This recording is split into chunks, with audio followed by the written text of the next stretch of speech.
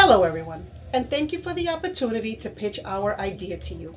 We are Group 4, and we are here to talk about one of the most essential yet overlooked resources, water.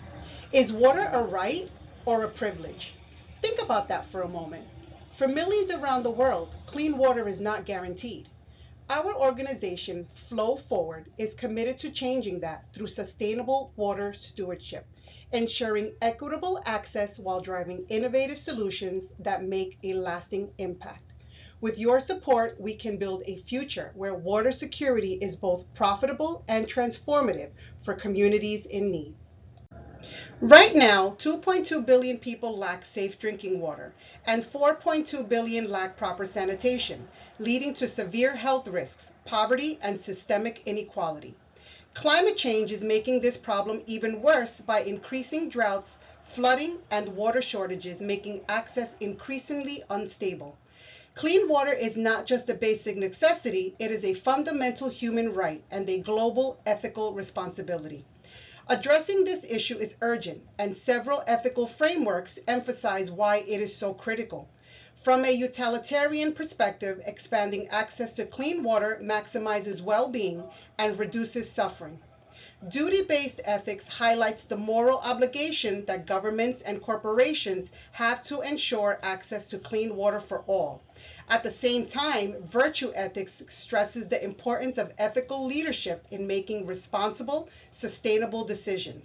Finally, post-human ethics broadens our responsibility by showing that water access affects not just people, but ecosystems, wildlife, and future generations as well. The urgency of this crisis demands action. Our solution is scalable, sustainable, and community-driven.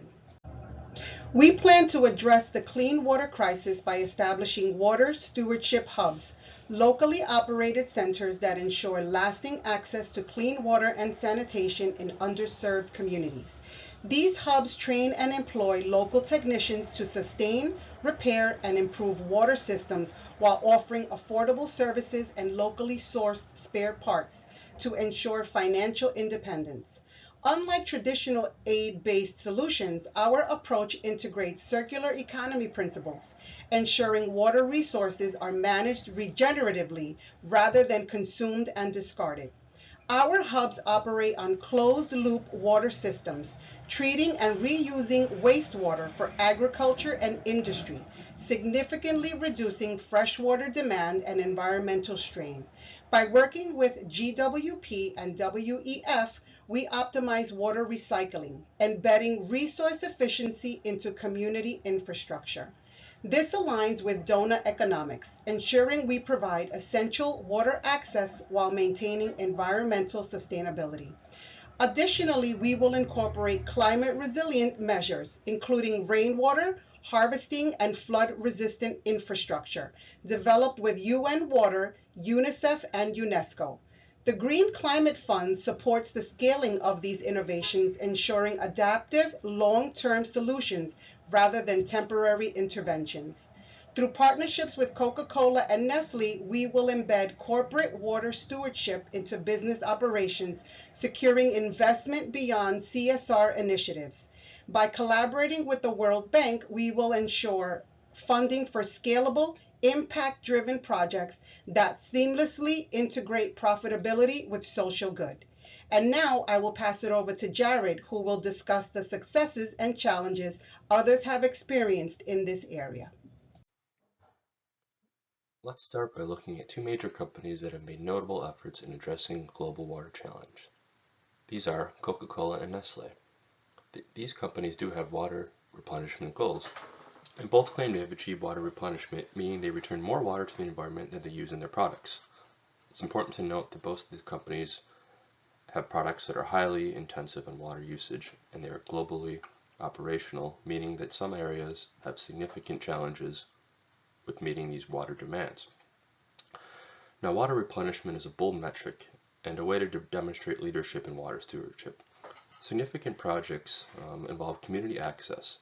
Initiatives like Coca-Cola's Replenish Africa initiative, or RAIN, have supported dozens of projects across multiple African companies, working in everything from safe water access to community resilience projects.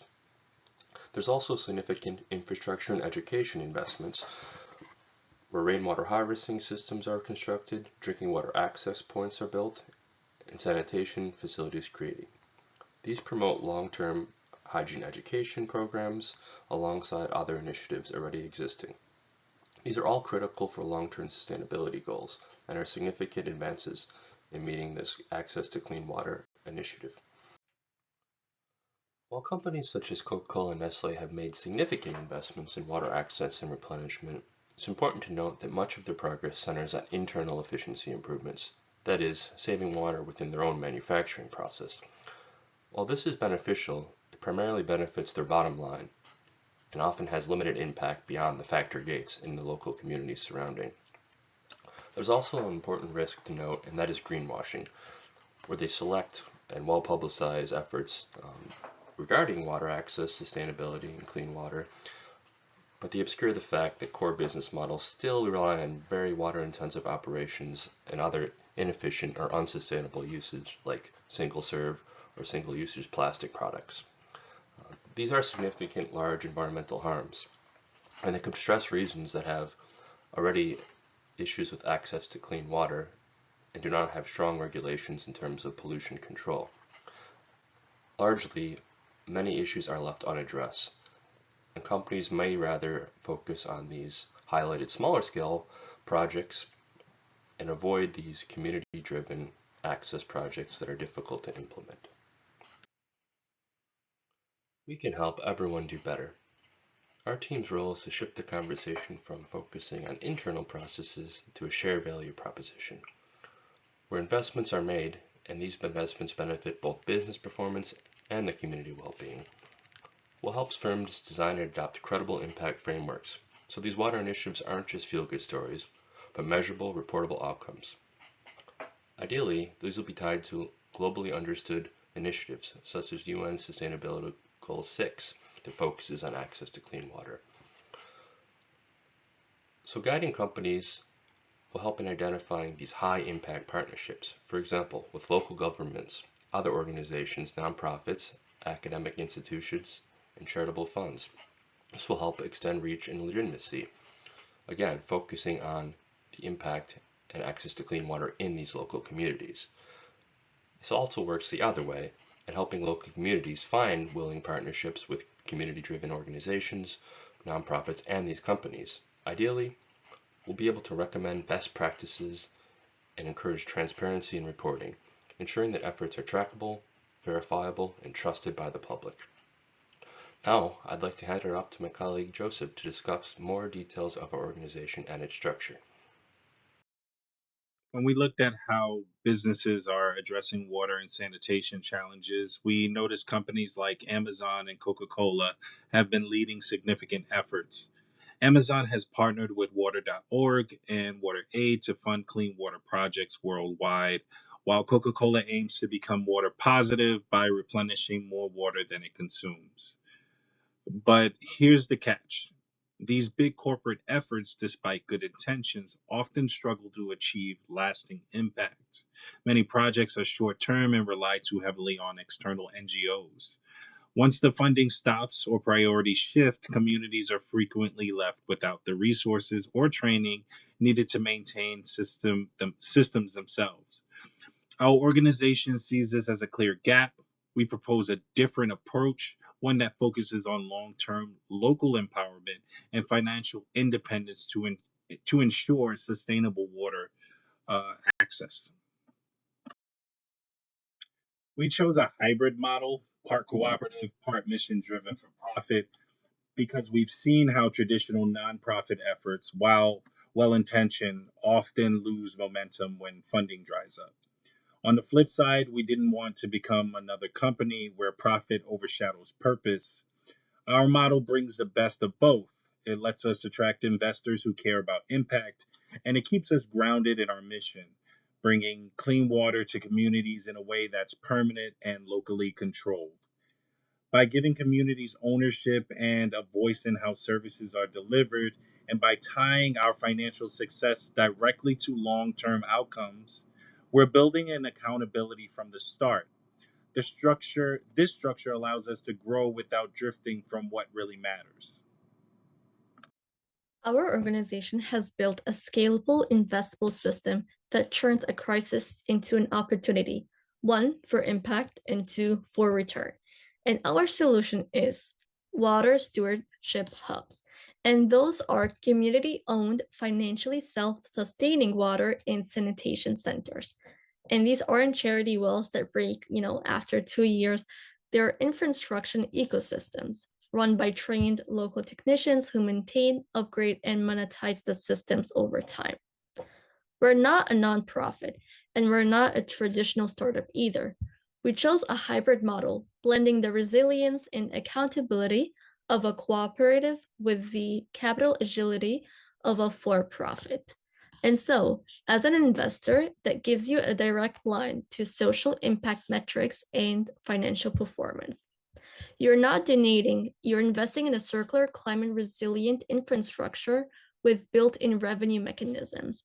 And most companies right now approach water access through a CSR lens. And that is the net water positive goals that reduce operational footprint or sponsor temporary community programs. And that's fine. But we're building a model that goes even deeper than that. We make water access profitable for communities and not just cost neutral for corporations. We also leverage circular economy principles and climate tech innovation, which are the closed loop water systems, rainwater harvesting, and even wastewater reuse for agriculture. So, all in all, this minimizes environmental strain and maximizes resource efficiency. It's green and it's built to last. So now, the biggest barrier is in capital or technology. It's the failure to make water access local, durable, and economically viable.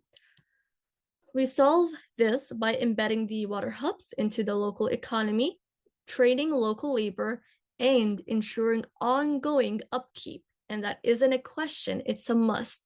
So, in short, we're not asking you to fund a fix.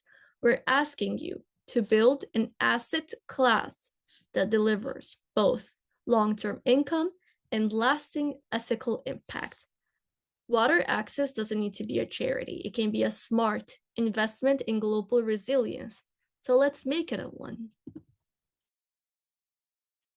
As an impact investor, you're looking for two things: a meaningful financial return and tangible social impact.